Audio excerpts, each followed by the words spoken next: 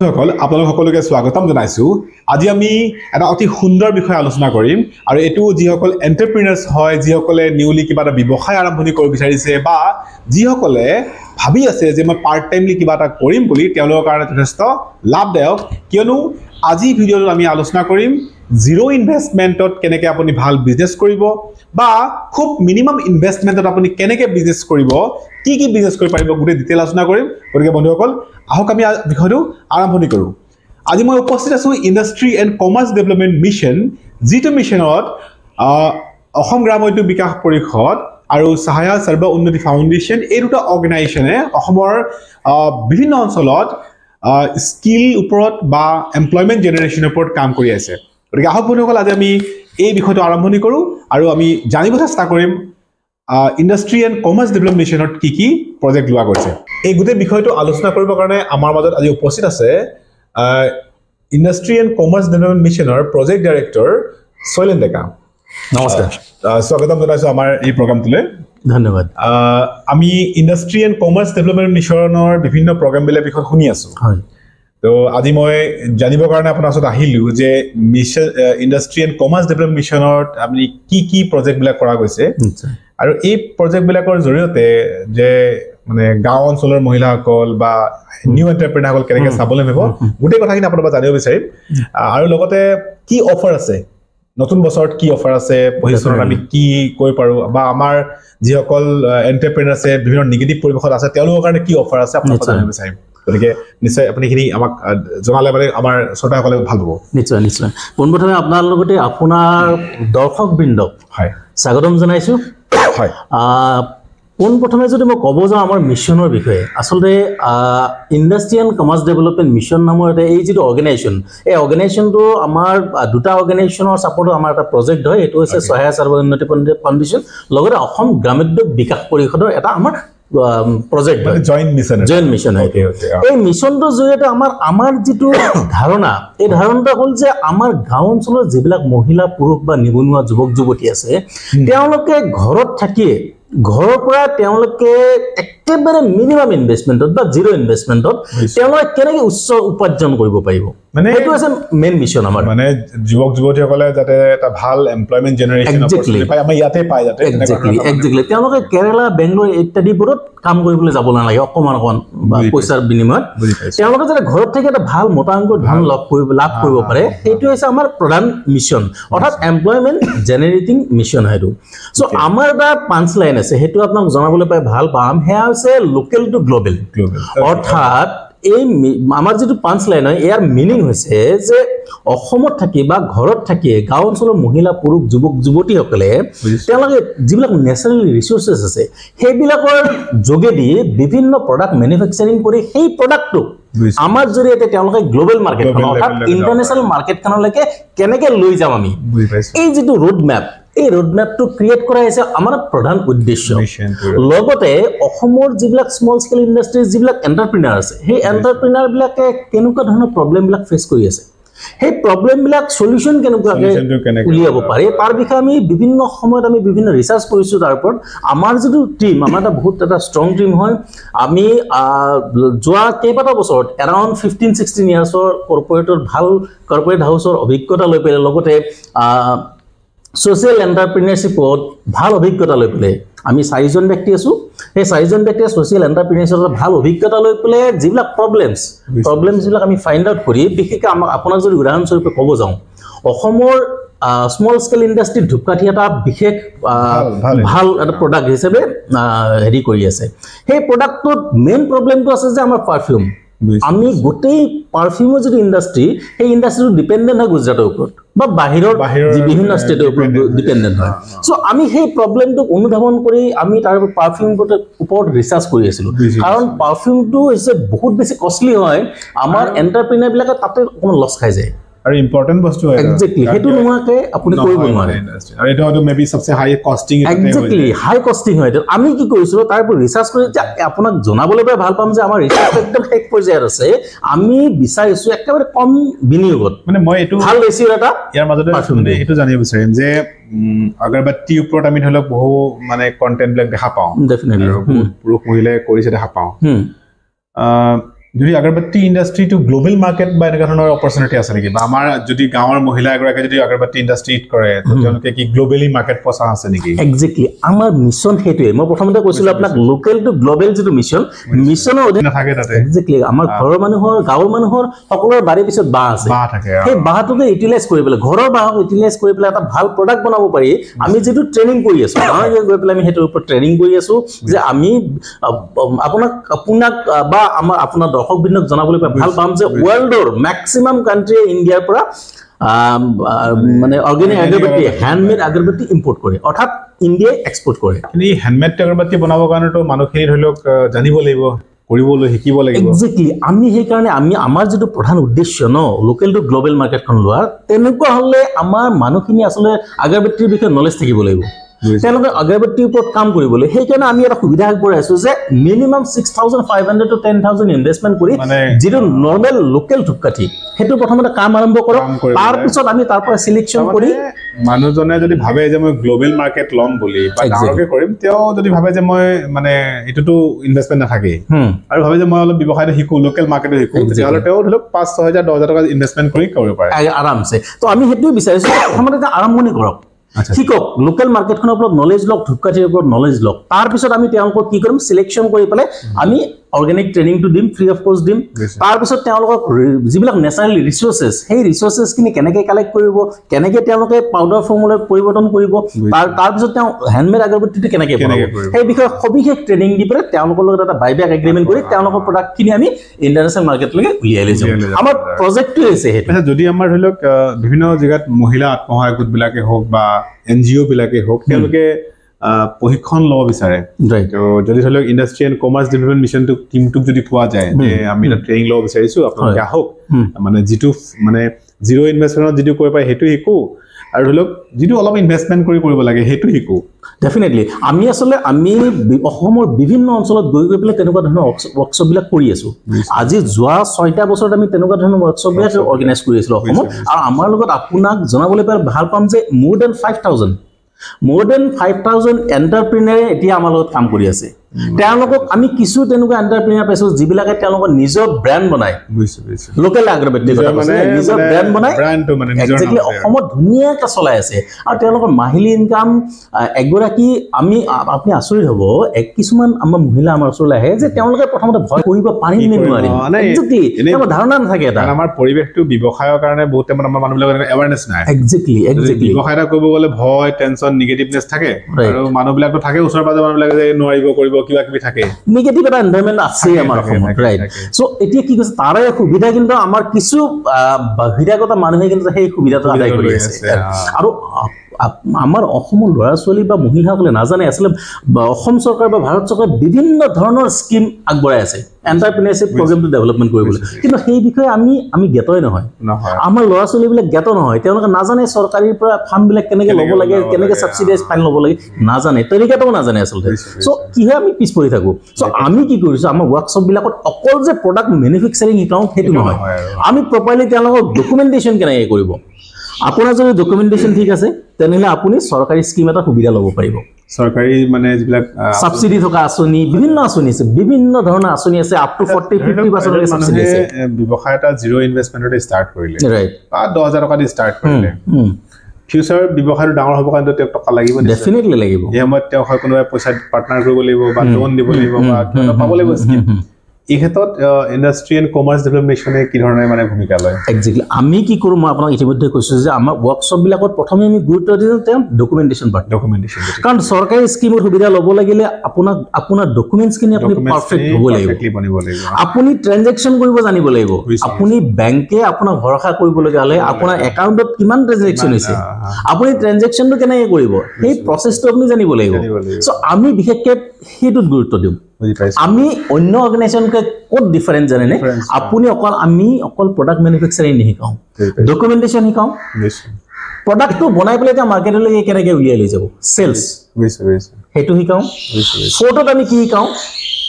marketing plan অৰ্থাৎ promotion কেনেকৈ কৰিব আগতে আপোনাৰ প্ৰমোশ্যন যিটো প্ল্যান বহুত ব্যয়বহুল আছিলে কিন্তু এতিয়া ছ'চিয়েল মিডিয়াৰ যোগেদি ইমান সুবিধা হৈ গ'ল একদম মিনিমাম ইনভেষ্টমেণ্টত আপুনি আপোনাৰ প্ৰডাক্টটো এষ্টাব্লিছ কৰি দিব পাৰে কিন্তু প্ৰমোশ্যন প্ল্যানটো আপোনাৰ পাৰফেক্ট হ'ব লাগিব এতিয়া ধৰি লওক এজন মানুহে ডকুমেণ্টেশ্যন ঠিক কৰিলে তেওঁ মাৰ্কেটিঙতো ধৰি লওক শিকিলে লগতে ধৰক প্ৰডাক্ট বনাব শিকিলে এতিয়া প্ৰডাক্ট যদি ৱৰ্কশ্বপ এণ্ড ট্ৰেইনিংবিলাক কি মানে অকল ধূপকাঠি হয়নে অন্য কি প্ৰডাক্ট আমি কি কৈছোঁ বিশেষকৈ আমি ক্লাছ 3 প্ৰডাক্টৰ ওপৰত কাম কৰোঁ আপুনি ধূপকাঠি ফেনাইল চিত্ৰনলা toilet cleaner hand wash dish wash bar এই ধৰণৰ প্ৰডাক্টসমূহ মাৰ্কেটত এষ্টাব্লিছ কৰিবলৈ ইজি হয় বহুত চলে সেই প্ৰডাক্ট ফেনাইল টয়লেট ক্লিনাৰ এইবোৰ কৰিলে ধৰি লওক অলপতো পইচা ইনভেষ্টমেণ্ট লাগিব ডেফিনেটলি লাগিব কিন্তু ধূপকাঠিত ধৰি লওক দুটা অপশ্যন আছে এটা ধৰি লওক মানে একদম জিৰ' ইনভেষ্টমেণ্টত কৰিলে আৰু ধৰি লওক কোনোবাই ভাবিছে 10-15,000 আৰু ভালকৈ আৰু প্ৰেক্টিকেলি শিকোৱে নেকি কিন্তু মই মাজতে আপোনাক কথা এটা উনিকিয়াব লাগিব সেইটো হৈছে যে জিৰ' ইনভেষ্টমেণ্টত কৰিবলৈ আপুনি ধূপকাঠিৰ বিষয়ে অকণমান নলেজ থাকিব লাগিব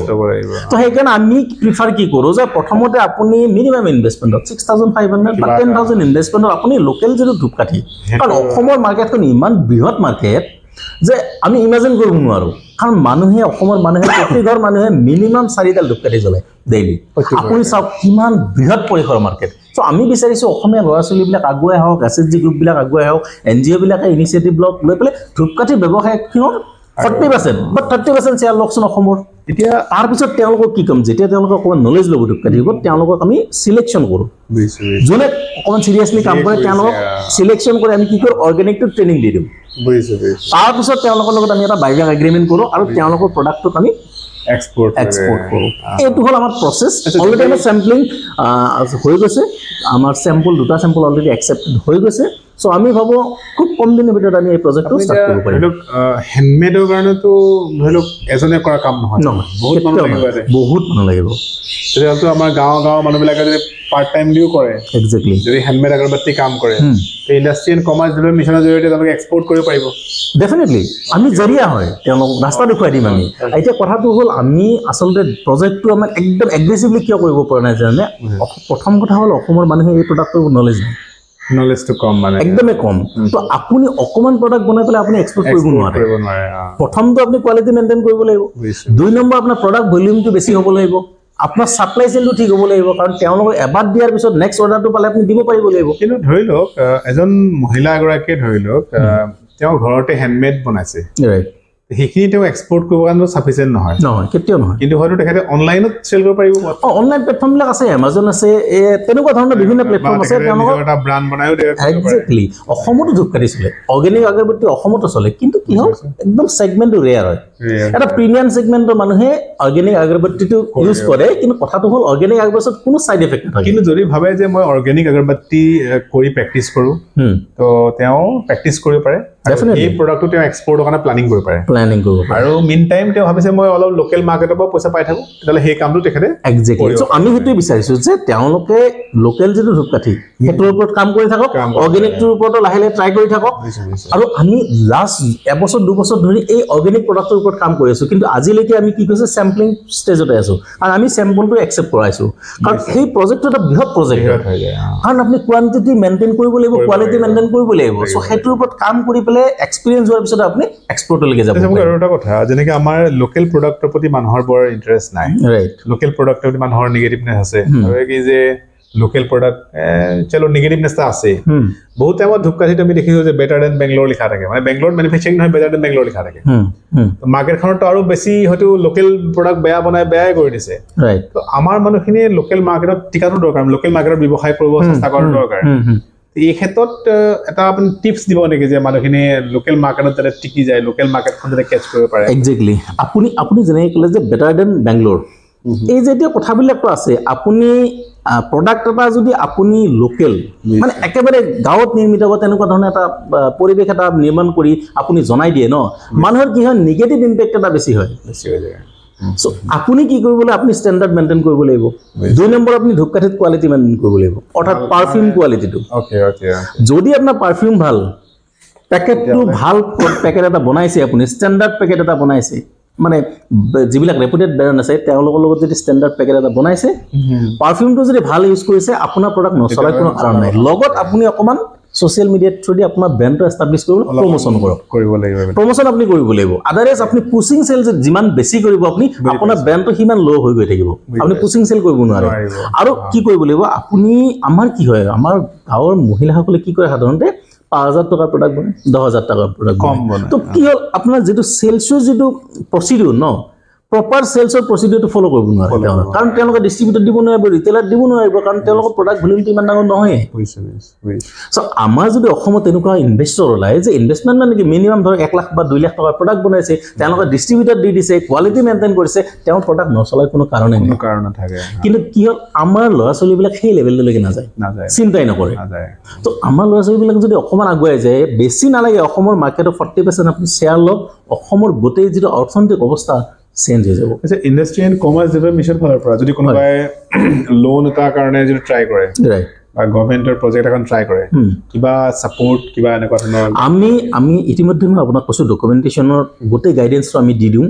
লগতে আমি কি কৰোঁ আপোনাৰ কোটেশ্যন লাগিব এখন প্ৰজেক্ট ৰিপৰ্ট এটা লাগিব